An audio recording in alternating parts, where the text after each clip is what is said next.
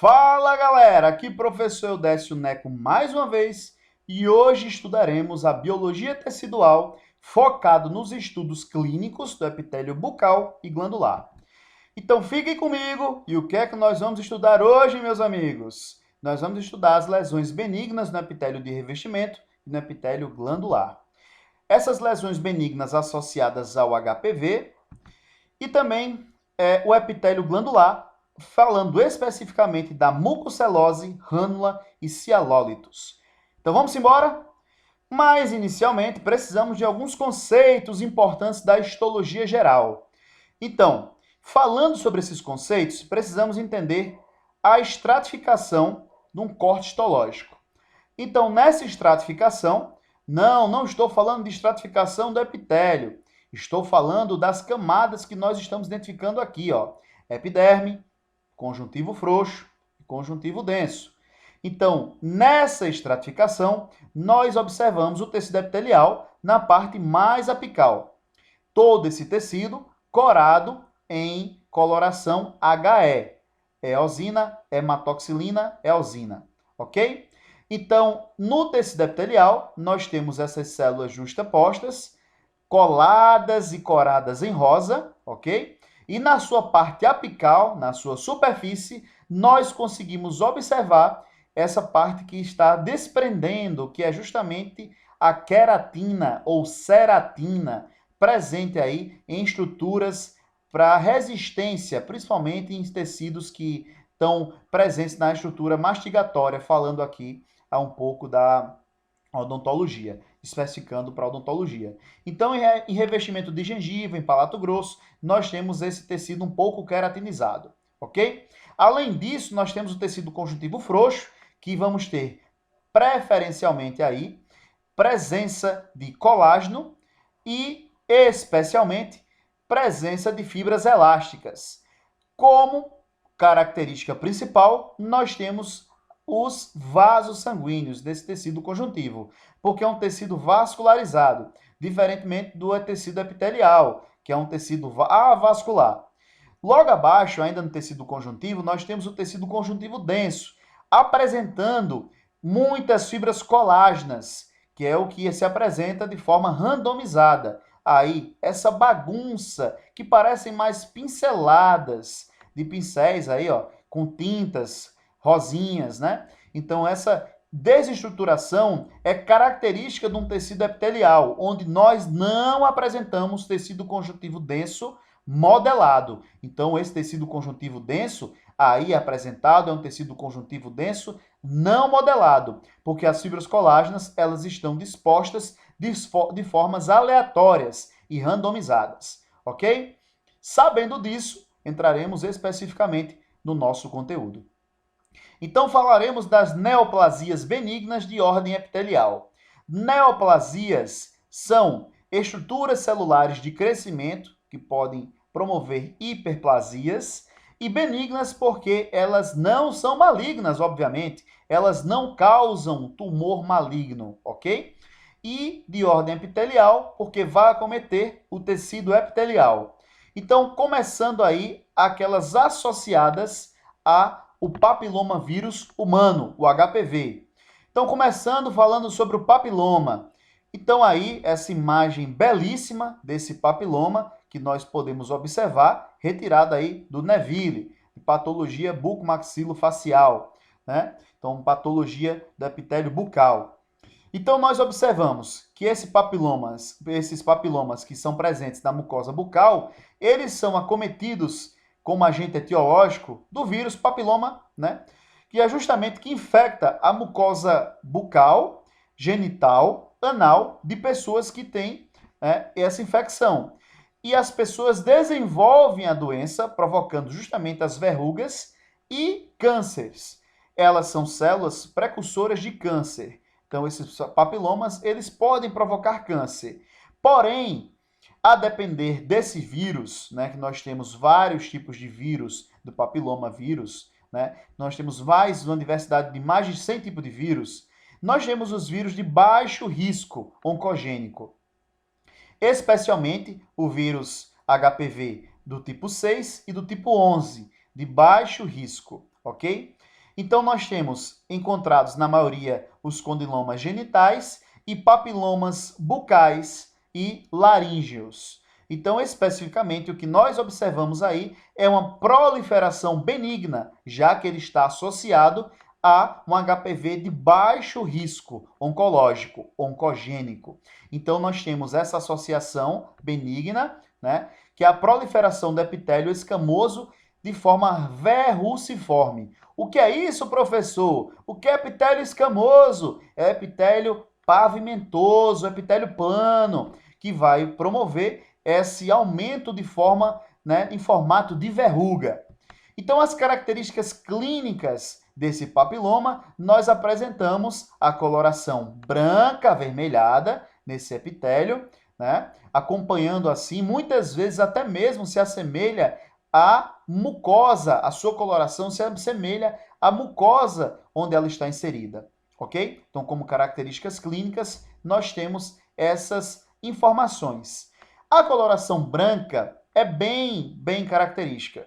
Por quê? Devido ao acúmulo de ceratina ou queratina, porque essa ceratina ou queratina, ela dá essa coloração esbranquiçada e apresenta-se também como estrutura exofítica. E o que danado é exofítico, professor? Exofítico é aquela estrutura que tem semelhante a dedos, projeções de dedos, tá? Ou semelhantes a um couve-flor. Então, são estruturas que são exofíticas, são projetadas para fora, que nós podemos observar, né? Geralmente, essa estrutura se assemelhando a projeções de dedos.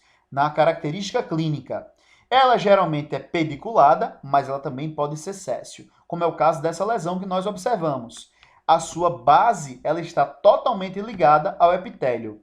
E a pediculada é como um pedículo de uma flor, de uma folha, ou em que ela se sustenta a um galho. Esse pedículo sustenta essa folha e logo após vem a folha, tá? Então, esse pedículozinho, ela liga esse epitélio, a sua base é estreita, enquanto que a lesão é maior do que a base, né, do que esse pedículo. E esse liga esse pedículo. Ela geralmente é pediculada, mas também pode ser séssil, tá ok? E apresenta-se de forma assintomática. Então, a gente tem uma superfície irregular, verrugosa, com inúmeras projeções semelhantes a dedos. É o que nós chamamos de aspecto de couve-flor, ou aspecto exofítico. E o tamanho pode variar entre meio centímetro até 3 centímetros. E essa coloração branca se dá especialmente devido ao acúmulo de ceratina ou queratina, como vocês podem observar aí nessa lesão. Ok? Vamos embora. O que é importante dentro do aspecto histológico são as características histopatológicas.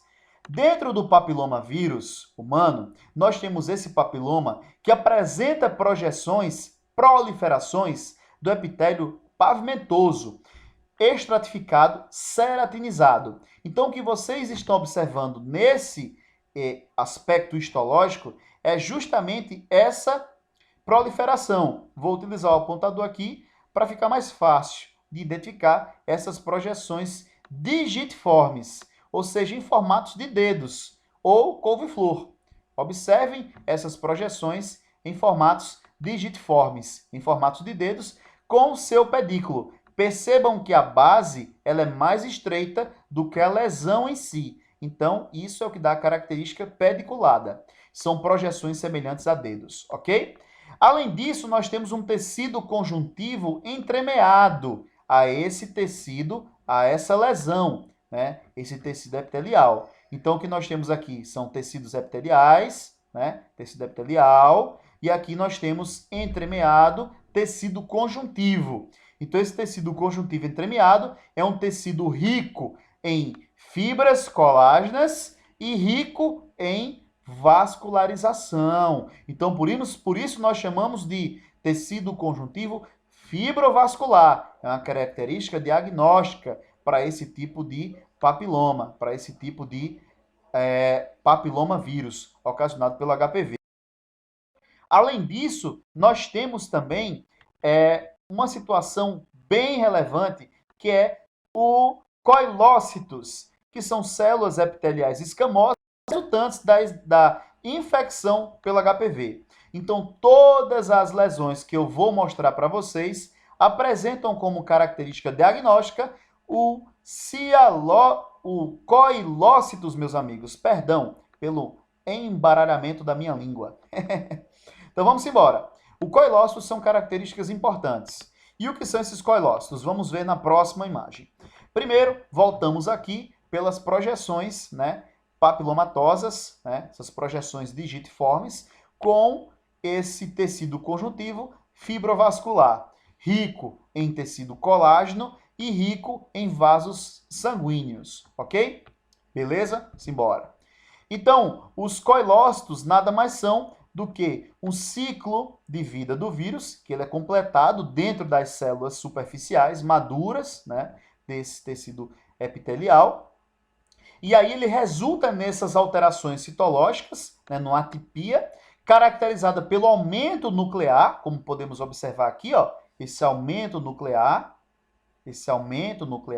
e a formação de um halo, esse halo esbranquiçado, que é esse halo perinuclear, justamente por esse halo se caracterizar por um halo citoplasmático. Então, há um aumento desse halo citoplasmático. Então, a degeneração bastante característica, evidência, né, de infecção por HPV.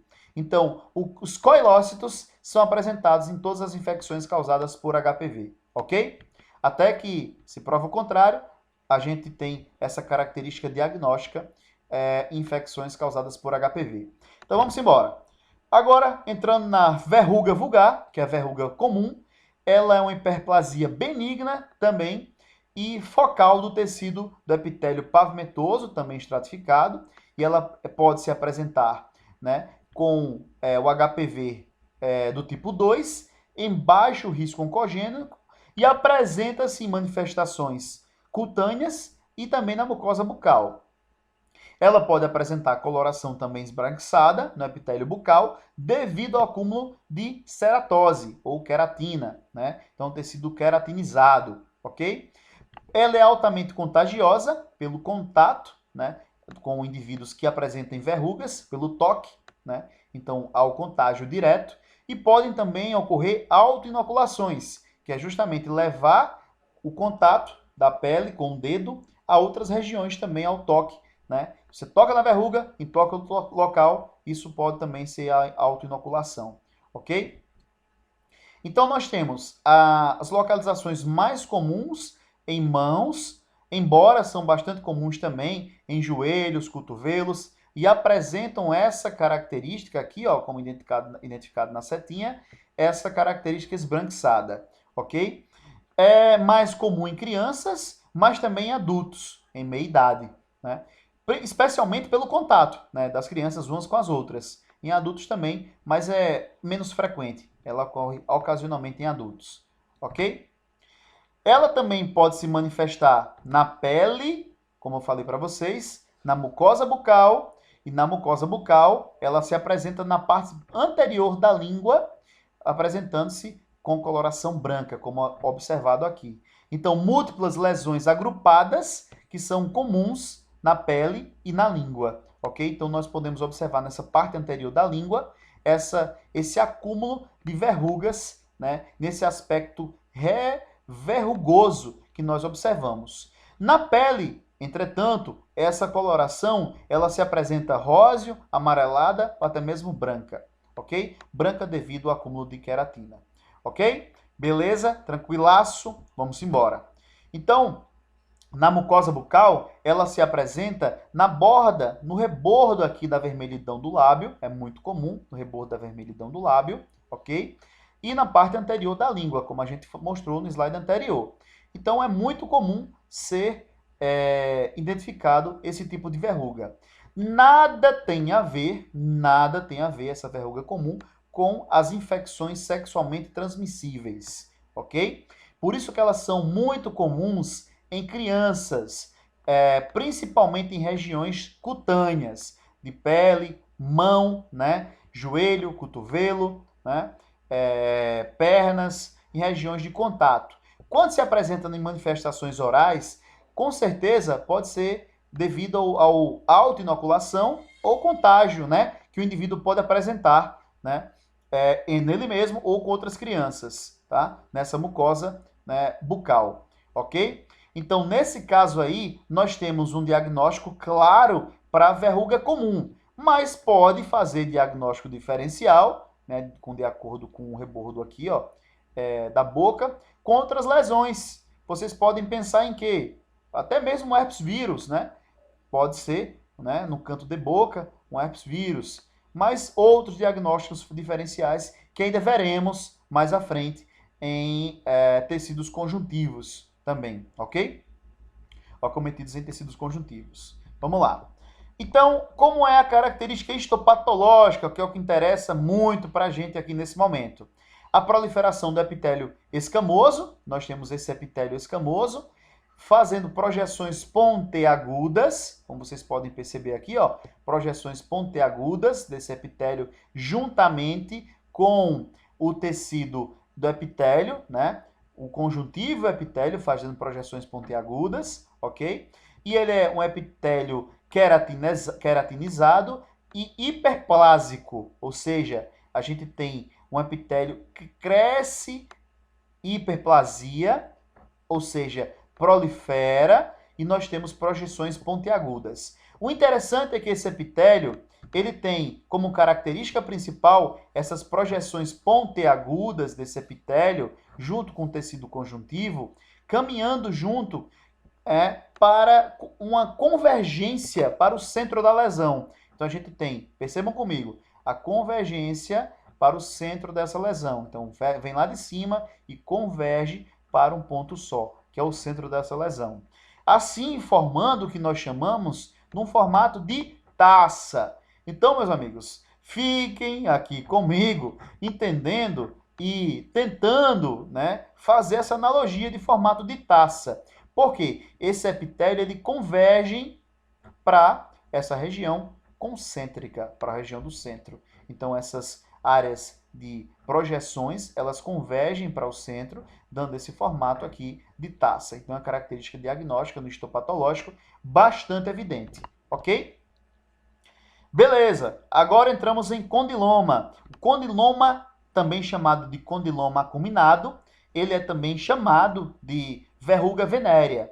E aqui nós falamos de uma infecção sexualmente transmissível, tá? Que acomete indivíduos jovens por volta aí dos 20 anos de idade, em que estão em plena atividade sexual, ok? E aí os casos dessas lesões em crianças é muito importante serem identificadas e diagnosticadas, pois elas podem revelar justamente abusos sexuais, já que são infecções sexualmente transmissíveis. Então, uma criança pode estar sofrendo abuso, daí a importância do diagnóstico clínico preciso, ok? Então, aqui nessa área de carúncula lingual, né, onde nós temos o frênulo da língua, onde é a região mais acometida, nós observamos esse epitélio, quando esse epitélio proliferado, que é justamente o condiloma, esse condiloma acuminado. Então, em crianças, essas lesões devem ser investigadas, gente, porque elas podem ser acometidas, né, que é algo incomum, e podem justamente indicar, né, situações de abuso sexual. Então, se apresenta-se como lesões múltiplas exofíticas, ou seja, como projeções aqui, ó, de dedinhos, formatos de couve-flor, ok? Essas lesões, elas são notadas com frequências, né, quando são múltiplas, e a coloração é semelhante, né, à coloração da mucosa, e diferentemente lá da primeira lesão, que nós falamos sobre o papiloma, o condiloma, ela geralmente tem base céssio, ok? Geralmente tem base céssio, ok? Então ela pode acometer qualquer local da boca, mas ela tem preferência por freio lingual, nessa região de frênulo lingual, onde nós temos a carúncula aí, né? Nós temos palato mole também envolvido e lábio inferior, ok? Nós também temos uma característica bastante evidente, como característica clínica do condiloma acuminado, é a acantose extensa, né, que define como acúmulo de aumento de espessura da epiderme, geralmente devido ao espessamento desse extrato espinhoso, que é um tipo de extrato que está dentro do tecido epitelial. Então, há esse aumento desse tecido epitelial, né? Então, esse extrato espinhoso promove aquelas projeções pontiagudas, e essas projeções pontiagudas são acompanhadas clinicamente também pelo escurecimento do epitélio. Então, como podemos observar aqui, ó, o escurecimento desse epitélio.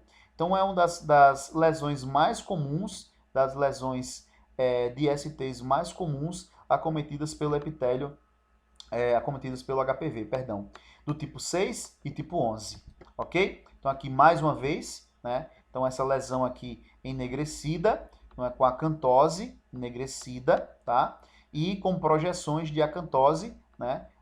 Em formas de couve-flor, em formas de gitiformes, ok? Beleza, tranquilo, simbora.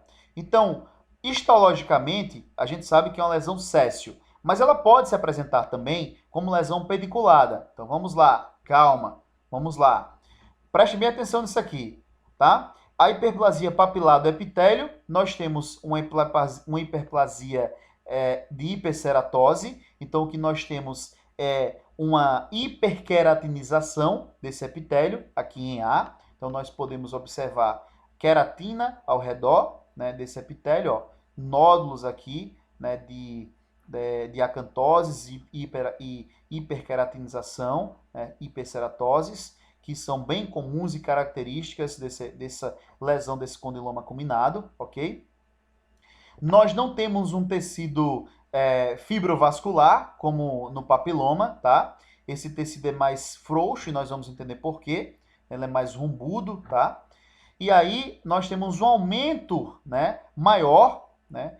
Aqui nessa lesão, aqui nesse aumento maior possível, nós temos justamente as células modificadas pelo HPV, que são os coilócitos, como vocês podem observar aqui, ó, aqui na identificação dos núcleos, né, maiores e da formação desses halos específicos dessa degeneração provocada pelo HPV, ok? Então, os coilócitos estão presentes em basicamente todas as manifestações epiteliais benignas promovidas pelo papilomavírus humano, ok? Então, característica clínica histopatológica, coilócito. Encontrou coilócito, é claro, dito e feito, é papilomavírus humano. Tá? Então, é tipo de degeneração. Então, essas lesões têm um aspecto embotado, e esses aspectos embotados significa que esses aspectos são mais rombudos, menos firmes, né? Com menos vigor do que quando comparado com os papilomas, né? E aí nós temos, assim como no papiloma, que nós vimos como primeira lesão, também acometida pelo HPV do tipo 6 e 11, aqui nós temos também o HPV do tipo 6 e 11, né? Nós temos um foco de tecido conjuntivo, aqui, ó, tecido conjuntivo, beleza, mas esse tecido conjuntivo ele não é fibrovascular, e o que nós temos em maior proliferação é o tecido epitelial, com algumas áreas de imbricamento aqui, né? Algumas áreas de entremeladas aqui de tecido conjuntivo. Mas o fato é que nós temos uma proliferação maior de tecido epitelial. Então, as projeções papilares, elas são maiores, bem maiores e bem mais embotadas, né? Então, a característica diagnóstica, embotadas, tá? Do que quando comparado com papiloma. Então, olha só essa imagem, como é linda. Essa aqui é uma imagem céssio, tá? Então, é um papiloma aqui, perdão, o condiloma acuminado. Aqui, nesse caso, ele está totalmente pediculado, aqui pelo pedículo, onde a base da lesão ele está ligada a um tecido conjuntivo, e o tecido epitelial ele cresceu aqui, hiperplasiou, e aí ele está ligado a um pedículo. Aqui da mesma forma, nós temos uma base, possivelmente uma base pediculada, mas aparentemente está do mesmo tamanho aqui, da sua base está do mesmo tamanho aqui da lesão. Então pode ser uma lesão também céssio, nesse mesmo tecido, tá ok? Então aqui a gente pode ter um pedículo ou uma lesão céssio, ok? Beleza, mas aqui está bem claro o pedículo, né? Então aqui a gente tem essa proliferação digitiforme, tá? Bem maior, bem mais rombuda, tá? Bem mais embotada. e com menos tecido conjuntivo entranhado, entramelado entre esse tecido epitelial. Então, o que nós vemos mais nessa lesão é tecido epitelial, com poucas áreas de tecido conjuntivo. Beleza? Então, nós temos como característica diagnóstica do condiloma acuminado o embotamento dessa lesão. Característica como lesões sésseis ou pediculadas, mas especialmente lesões sésseis, e com menos tecido conjuntivo. Nós não temos o que nós temos lá no papiloma, que é justamente o tecido fibrovascular. Okay? Então, eles são tecidos mais frouxos, ok? Então, mais embotados, com menos vigor. Beleza? Então, resumindo aqui para vocês, ó, nós temos a lesão, o tipo de HPV, que acomete essa lesão, e nós temos as características histopatológicas. Então, aqui no papiloma, nós temos a lesão, papiloma, ocasionada do tipo 6 e 11, do HPV. Nós temos projeções semelhantes a dedos, que é o que nós chamamos de esofítica, ou em formato de couve-flor, ou em formato de projeções de dedos, tá? Nós temos um revestimento epitelial pavimentoso, estratificado e queratinizado, ok? Por isso que ela vai se apresentar geralmente esbranquiçada, mas também pode se apresentar também em forma da própria mucosa, né? Na coloração da própria mucosa rósea, amarelada, mas principalmente esbranquiçada. Os coilócitos estão presentes, né, em grande aumento, né, quando a gente aumenta na histologia, né, faz o aumento, troca de lâminas, consegue observar os coilócitos, tá? Esses coilócitos estão presentes também nas outras lesões, então são características diagnósticas, né, o que nós chamamos de características patognomônicas. Que é isso, professor? Um pato com gnomo? Não. Características patognomônicas são características específicas de uma determinada patologia. Então, a patologia que nós estamos falando aqui são as patologias ocasionadas pelo HPV na mucosa bucal, tá? Então, nessa mucosa bucal, nós vamos ter essa degeneração promovidas pelos coilócitos, tá? Então, essas degenerações são presentes em todos os tipos de lesões. Então, aqui na verruga vulgar, que é a verruga comum, que nada tem a ver com IST, com infecção sexualmente transmissível, e, consequentemente, também não tem a ver com doença sexualmente transmissível, tá? E aí nós temos o tipo, né, do tipo HPV, é o tipo 2, nós temos projeções pontiagudas, como acantoses, com cristas epiteliais, convergindo para o centro da lesão, que como característica diagnóstica, formato de taça, não esqueçam disso. Mais uma vez, os coilócitos, pelo embolamento da língua. São tantos nomes, né, gente? E aí nós temos os condilomas acuminados, também chamados de verrugas venéreas. É importante falar que esse termo verruga venérea caiu em desuso. O termo doença venérea caiu em desuso. Nós chamamos, então, de doença sexualmente transmissível, ok? Que é diferente de infecção sexualmente transmissível. O indivíduo pode estar infectado, mas não manifestar os sinais e sintomas clínicos da doença, ok? Mas o que nós estamos observando aqui são DSTs, né? Especialmente do papiloma e do condiloma. Aqui nós não temos a verruga vulgar, é uma verruga comum, não é uma infecção sexualmente transmissível, não é uma DST, não é uma doença sexualmente transmissível. Aqui sim, essas duas sim, são doenças sexualmente transmissíveis, ok? Por quê? Essas doenças sexualmente transmissíveis são provocadas justamente pelo HPV do tipo 6 e 11, ok? Que apresentam baixo risco oncogênico, ok? Então essas lesões são benignas e não vão promover neoplasias malignas. Então, nós temos aqui a acantose extensa, ok? A acantose extensa, inclusive com a acantose promovendo o escurecimento de pele, tá? Da lesão, o que nós chamamos de acantose nigrans, né? Também, que promove o escurecimento de pele na característica clínica, tá?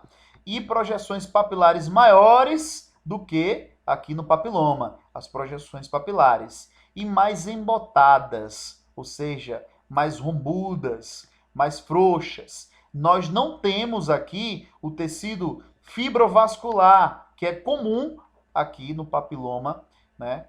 Que é comum aqui nessa característica histológica, que é o tecido fibrovascular. Aqui nós não temos. Nós temos pouco tecido conjuntivo e mais tecido epitelial. Ok? Beleza? Fechou aqui. HPV, lesões benignas de ordem epitelial causadas pelo HPV. Então vamos agora resumir didaticamente aqui esse esquemazinho para vocês. Então, papiloma geralmente ele tem uma base pediculada, onde a base ela é menor do que a lesão, ok? Então, essa base é pediculada, mas ela também pode ser séssil. Ela também pode ser séssil, tá? Geralmente ela é pediculada. Então, no papiloma nós temos essas projeções em formatos de dedo, projeções exofíticas, também em formatos de couve-flor, beleza? Aqui, ó, papiloma, provocada pelo HPV de tipo 6 e 11, e as características histopatológicas, lembrem disso, isso aqui é muito importante. Depois nós temos as verrugas, tá? Que são projeções pontiagudas, tá? Essas projeções pontiagudas formam cristas epiteliais que convergem para o centro. Aqui eu poderia até desenhar uma taçazinha, né? Que convergem para o centro, formando um formato de taça, ok? Então, elas têm aqui um formato, né, de convergência para o centro, ok? Então, são bem evidentes essas projeções em verrugas, ok? E aqui, né, essa verruga vulgar, ela é acometida pelo HPV 2, do tipo 2, ela não apresenta característica oncogênica, ela tem baixo grau, né? E essas projeções pontiagudas nada tem a ver com lesões, né, provocadas por DST. Por isso que é principalmente acometidas em crianças, né? Ok? Crianças e adultos de meia idade. E elas são altamente contagiosas, essas verrugas, ok? E aí, por fim, nós temos aqui, para fechar HPV, nós temos um condiloma. Esses condilomas são projeções papilares maiores, bem mais rombudas e embotadas do que o papiloma. E elas geralmente são sésseis, ou seja, a sua base ela é grande, conforme também a sua projeção da lesão. Mas nós podemos também ter lesões pediculadas, não há via de regra, tá, gente? Mas, generalizando, nós temos aqui lesões sésseis, generalizando, nós temos aqui lesões pediculadas. Mas nós podemos também ter essas lesões sendo no papiloma sésseis e no condiloma também pediculadas. Beleza? Show! Show de bola! Vamos embora agora para as lesões glandulares benignas. Para quem me acompanha aqui no canal do Professor Neco, vocês já viram esse caso da mucocelose. O que eu trago para vocês aqui de novo é a rânula. Mas antes de chegar em rânula, falando sobre mucocelose, a mucocelose nada mais é do que um cisto mucoso, rico em mucina. Ah, não sabe o que é mucina, né? Então vai lá em tecido epitelial, né? Vai em tecido glandular e assiste o nosso vídeo sobre as secreções salivares das glândulas maiores e das glândulas menores, que aqui nesse caso são as glândulas menores, tá? Então aqui nós temos uma glândula menor secretando mucina. Essa mucina, ela é essencial para, no caso, né, fisiológico, para lubrificar o alimento, né? Porque ela é uma secreção mucosa, né, rica, né, viscosa, né, que vai lubrificar o alimento e diminuir o atrito durante a deglutição. Porém, por hábitos parafuncionais, que são hábitos deletérios, até mesmo por comportamentos de estresse do indivíduo, principalmente em crianças, como o hábito de mordiscar a boca, a gente tem até aqui uma linha, ó, essa linha aqui mais escurecida, na verdade mais esbranquiçada, é justamente promovido pelo hábito de mordiscar a boca. E numa dessas tentativas parafuncionais de mordiscar a boca, nós vamos esclerotizando o tecido. O que significa isso? Deixando o tecido com mais acréscimo de queratina. E aí, nesse hábito de mordiscar a boca, formando essa linha, que é uma linha bastante característica, tá? Nós também formamos esses traumas, né? Que acontece por traumas de hábitos parafuncionais. Ou seja, é um comportamento de estresse, um comportamento estereotipado de estresse que pode promover essa obstrução através da ruptura dessas glândulas, obstruindo assim, né, e extravasando, né, para o epitélio e promovendo essa obstrução da glândula e extravasamento para esse epitélio. Então aqui nós temos uma fina camada de epitélio e aqui dentro nós temos mucina. E aí nós temos uma reação do tecido que nós vamos entender já já que acontece. Aqui a mesma coisa na rânula. Então a mucocelose ela acontece preferencialmente em lábio, tá? Pode acontecer em mucosa jugal, a parte interior da bochecha, pode acontecer em palato mole também, mas aqui a rânula, e leva esse nome por apresentar uma característica bem peculiar, como se fosse uma rã dentro da sua boca, aquela rã que quando você pega na rã, ela se infla toda. Então ela vai apresentar essa coloração avermelhada até o azulado, tá? Então esse inchaço. Aqui dentro tem ar? Não, aqui dentro tem mucina, tá? Então aqui dentro, se furar, não furem, tá, gente? Não furem, não estourem. Deixem que o profissional, cirurgião dentista, cuidem desse tecido. Até mesmo porque a gente tem uma estrutura reacionária que vai ficar se não for feito a excisão correta, né? Então, mas eventualmente, se extravasar, nós vamos ver o extravasamento de mucina, que é justamente esse líquido viscoso que se acumulou, né? Nesse caso aqui, no outro caso, né, que nós falamos sobre a mucocelose, nós temos a formação, né, no lábio, palato, mucosa jugal, a partir de glândulas salivares menores que foram obstruídas, né, que foram traumatizadas. Aqui nós temos os traumas causados, né, por rupturas do ducto de glândulas sublinguais.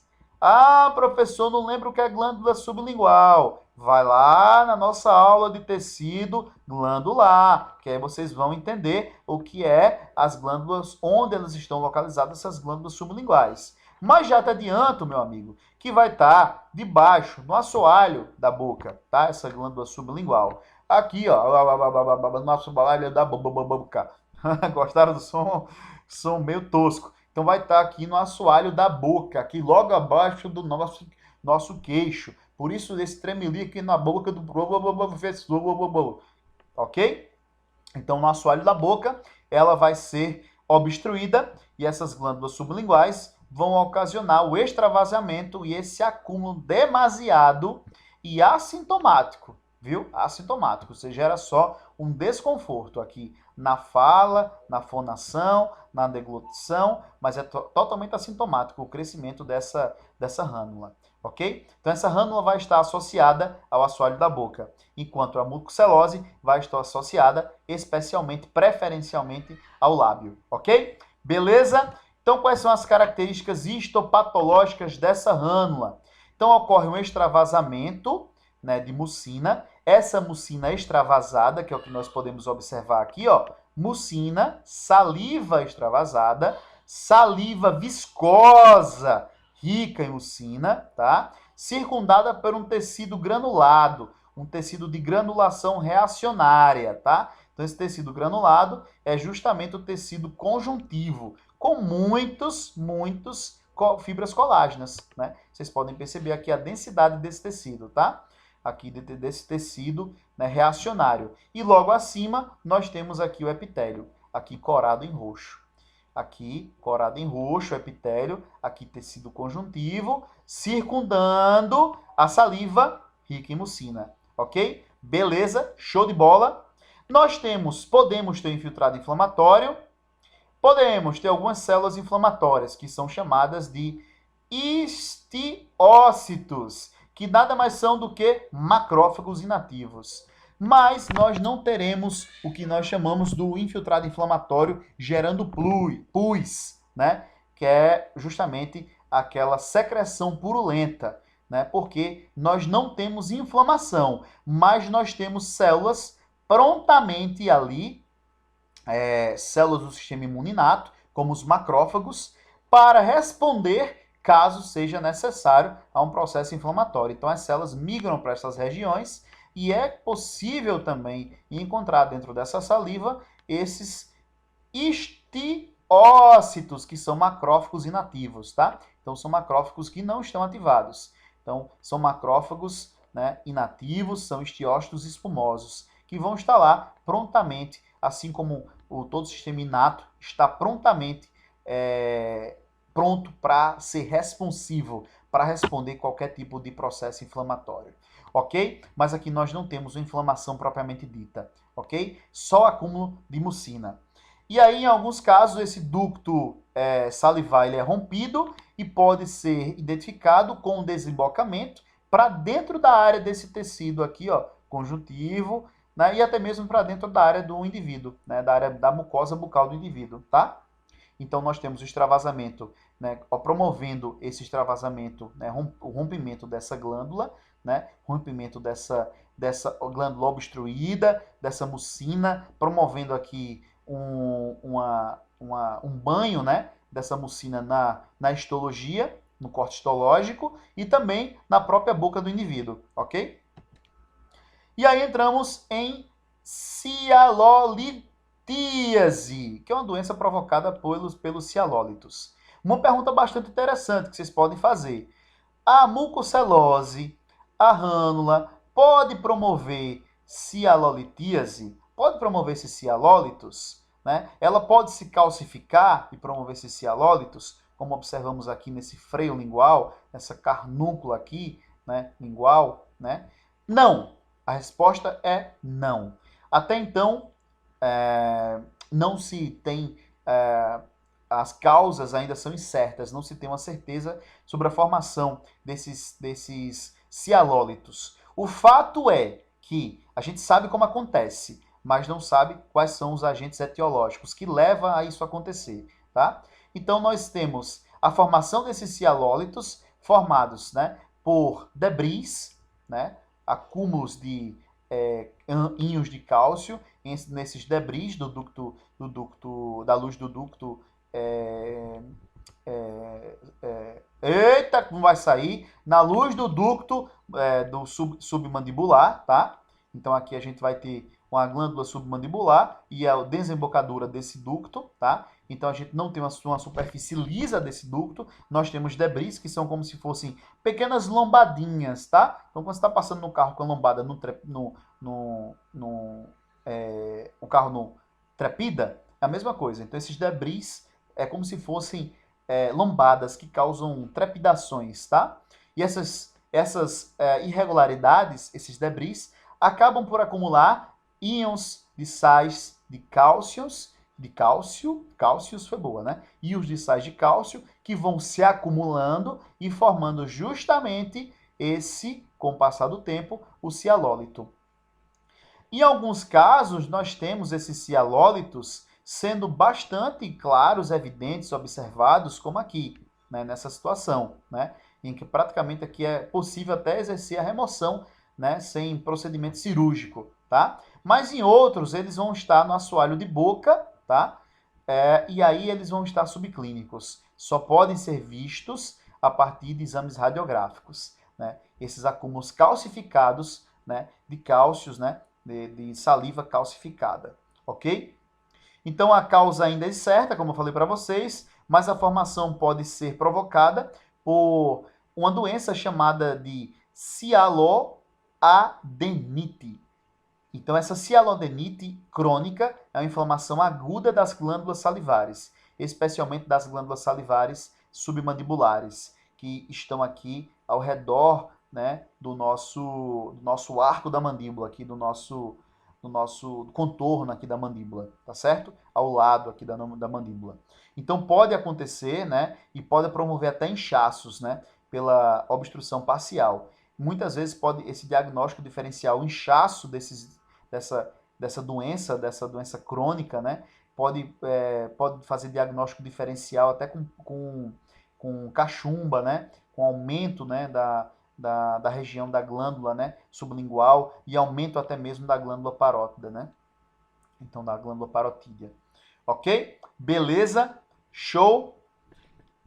Então, gente, nosso conteúdo de hoje, né? Eu espero que vocês tenham gostado bastante dessa aplicação dos aspectos biológicos da histologia, né? Ligando as ciências biológicas com os aspectos clínicos da prática odontológica. Como bibliografia, nós temos aí, não esquecendo da bibliografia da biologia celular e tecidual, tá? Para odontologia. Então, a gente sempre lança mão desses aspectos histológicos da biologia para a odontologia. Também nós temos a patologia geral, alguns aspectos que eu fui colocando, né, da patologia geral do livro de Blogliolo, tá? E também alguns aspectos da semiologia geral, que nós vamos continuar falando sobre esses aspectos da semiologia nas nossas próximas aulas, através de manobras semiotécnicas também, tá? E aí a semiologia é extremamente importante, tá? Semiologia das glândulas salivares. Então peguei algumas informações importantes. Mas a bibliografia principal que nós adentramos mais um pouco aqui, até mesmo para auxiliá-los na interpretação de casos clínicos futuramente, né, é a patologia maxilofacial ou bucomaxilofacial de Neville, né? É uma obra de 2016. Um livro excelente, aconselho vocês baixarem esse livro, acessarem nas bibliotecas virtuais de vocês, tá? Mas também aconselho vocês investirem também em comprarem, porque é uma bíblia sagrada aí da patologia bucal, até mesmo da histologia. Então, todos esses livros que eu estou mostrando para vocês são excelentes para vocês terem um acompanhamento, né, e uma excelência na educação de vocês vocês tanto traçam e tanto buscam, ok? Por aqui eu fico, professor Neco. Agradeço a atenção mais uma vez. Continuem comigo nas nossas próximas videoaulas e muito obrigado pela atenção sempre. Valeu!